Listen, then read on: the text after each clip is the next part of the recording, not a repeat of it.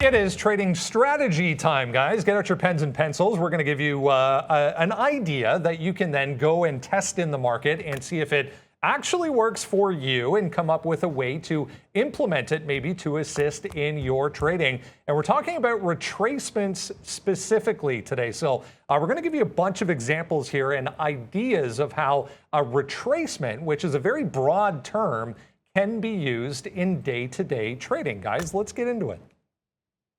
So I'm just going to use volume weighted average price. Thanks, Brendan, for that one. And what a retracement basically is, it can be done both on the upside and on the downside. And what you're trying to basically do is call something retracing back towards something or back down into something. We've had a few examples today with WYNN. I can call off that and we can look at that in a second. Or we could just look simply here at AMD. Once again, another mover. So here's volume weighted average price, right? The one thing to note when you're looking for what, which direction to do, here's the NASDAQ. It's okay, let me just move this so you can see it. We're down 0.43 today. Note what AMD is down. So we're going to move this back over here. So AMD here, double to the downside right now on what the NASDAQ is doing, right? So what you have to notice is, first of all, that the name is weak today, right? And I always say, if you're going to play any kind of strategies, you have to let the first, this example is going to work because I'm going to say the first half hour, but generally speaking, let the market settle down and try not to make a call on a name until you really see what the market wants to do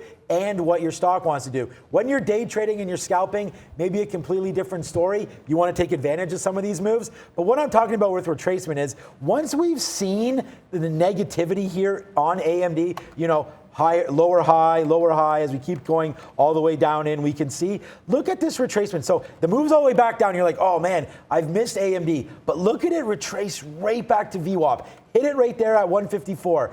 Maybe I can zoom this back a little bit. Hitting it right here at 154, right? Back down. Back in, hitting it, retracing back to VWAP again. Boom, coming back to VWAP one more time there. Boom, then coming back in again right now. This is another shorting opportunity. Until it breaks whatever indicator you're looking at, you got to keep playing these retracements back up, because the market and the stock will give this to you. You don't need to be perfect on all of your entries. I want to look one more time here to WYNN. The same thing today. And I took off my fills. I could put them back in to show you, but this is what we're talking about. Let me put it back in here quickly just to show you on WYNN here, because it makes sense what we've been doing. Look at this retracement back in. So here we go. We take the bid there, right? Boom, boom. We take another bid down here. Then look what happens when it comes back in. We're building levels. So let it rip up, come back in and fill us down here. Let it retrace back to levels that we have under consideration. So WYNN comes back in,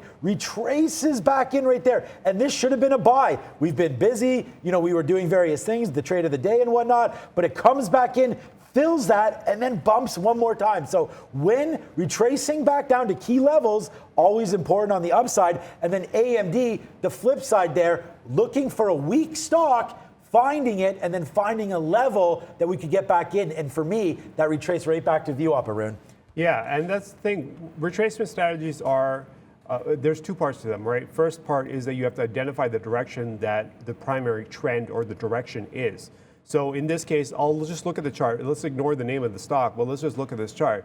And I think it's pretty clear the way it's moving that the trend is to the upside, the strength is to the upside. So a retracement in this case would be a downside move back into support. Now this is a daily chart. Obviously I'm going to go in the direction of the daily because I feel like a lot of information is here and available that can be used on the intraday level if you choose to, or if you choose to swing this as well, you can just easily turn that trade into a swing. But identify the major trend, in this case buy side. It's gone strong. You know where the levels are, where it's really hesitating. It seems to be around this 170, 167 area. Market goes, still strong.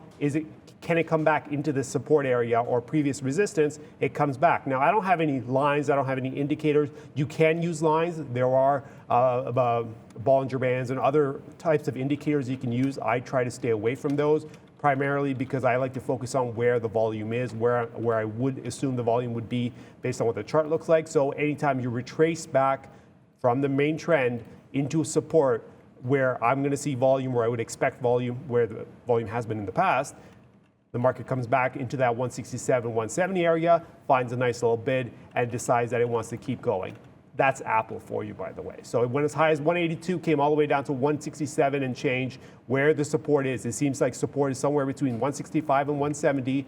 It came back down, caught a bid in that previous resistance zone, and bounced back. So that's the way I would identify retracements. Find the main trend first, figure out where the resistance levels are on the way up, and then look for a retracement or a pullback into that previous resistance. Look for a reason to go long, and then catch the bid and see if you can actually join the trend at that point. The best part of this is that we're talking about something that is transparent throughout all time frames. So Arun giving you an example there on a daily time frame. I'll expand on that a little bit here and give you two different looks here. This is the daily time frame, first off, of this BVXV that we were looking at this very day, in fact. So on a daily time frame, as Arun was saying, identify the trend. Pretty clear. Overall, this is a weak stock. We're trending to the downside on the daily time frame. Today we come in and we're gapping back into some significant areas of resistance that came into play in the past. If I zoom in then to the intraday time frame, so this was this morning, there's those same levels, 320, 340. Trades below one of those significant levels gives you a great opportunity to catch a move to the downside. Obviously should have held some, but that is another video. Great concept. And as I said, it's one of those ideas and tools that you can implement throughout multiple different time frames. It's the same idea, guys. That is trading retracement. Hope you like that.